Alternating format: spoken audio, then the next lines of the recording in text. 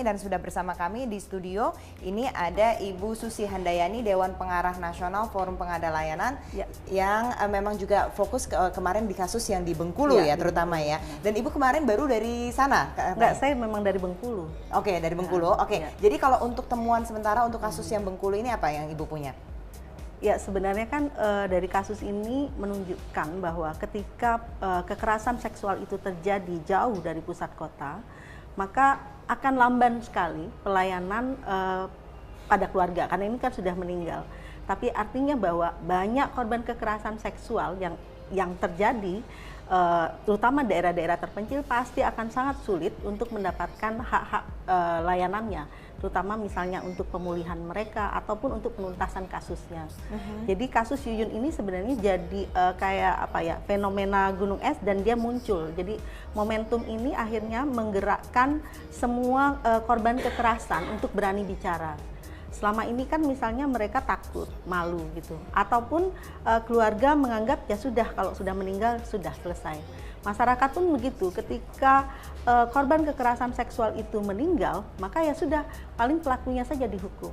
Tapi hak-hak korban itu, soal hak kebenaran bahwa dia adalah korban, dia bukan pelaku, itu juga kan nggak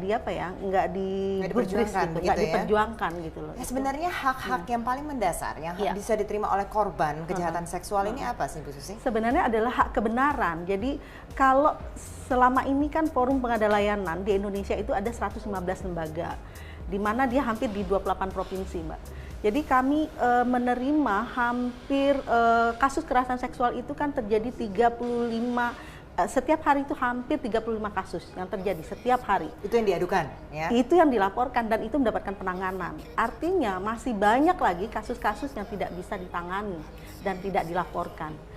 Nah, kalau misalnya tadi ditanya pada kasus Yuyun ya gitu ya, kenapa misalnya kasus Yuyun ini lama kan baru terangkat, padahal dia ditemukan tuh 4 April.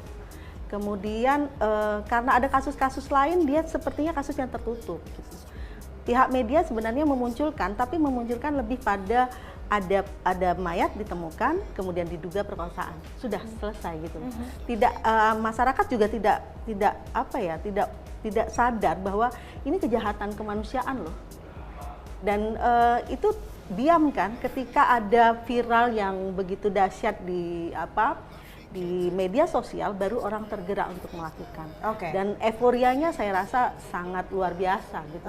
Nah Bu Susi, saya juga mendapat informasi kalau misalnya juga penyuluhan terhadap korban-korban kejahatan seksual ini, terutama di daerah-daerah, itu juga sebenarnya masih terhalang stigma begitu dari orang-orang yang menolak. Apakah betul seperti itu? Jadi mereka pun sendiri dianggapnya juga seperti jadi tersangka gitu, karena kamu pernah mengalami kejahatan seksual ini, jadinya malah diasingkan begitu di masyarakat. Ditemukan juga hal seperti itu? Ya, jadi Forum Pengada Layanan mencatat bahwa ketika anak itu usia di atas 10 tahun, kemudian dia menjadi korban, maka paradigma masyarakat dan akhirnya sampai ke APH dan lain-lain itu menganggap bahwa ada andil. Jadi dia tidak murni sebagai korban. Tapi kalau dia di bawah usia 10 tahun, biasanya orang langsung sadar bahwa oh iya ya, kasihan ya, dia korban gitu.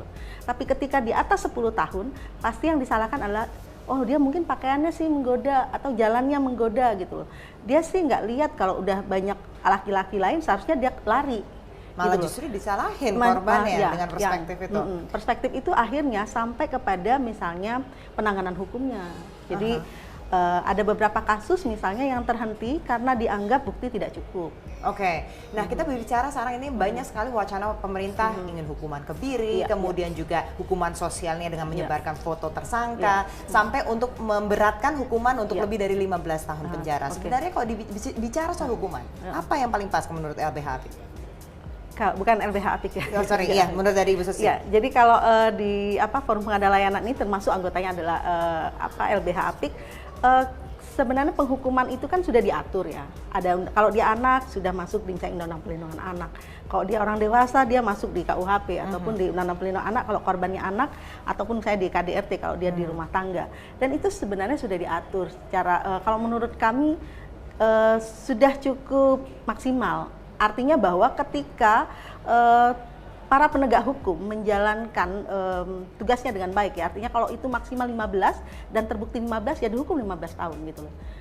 Artinya bahwa tapi bisa lebih rendah kadang-kadang juga. Ya, makanya maksudnya sebenarnya bukan kita mendorong hukuman setinggi-tingginya atau hukuman mati, tapi bagaimana hukuman aturan yang sudah ada itu dijalankan maksimal. Baik. Kalau sanksinya sudah 15 tahun, ya 15 tahun gitu. Baik, oke, kita lihat update dari kasus yang terutama dari Bengkulu ini dan beberapa tempat lain. Ibu Susi Handayani, Dewan Pengarah Nasional Forum Pengadaan Layanan. Terima kasih sudah bergabung bersama Trending Topic.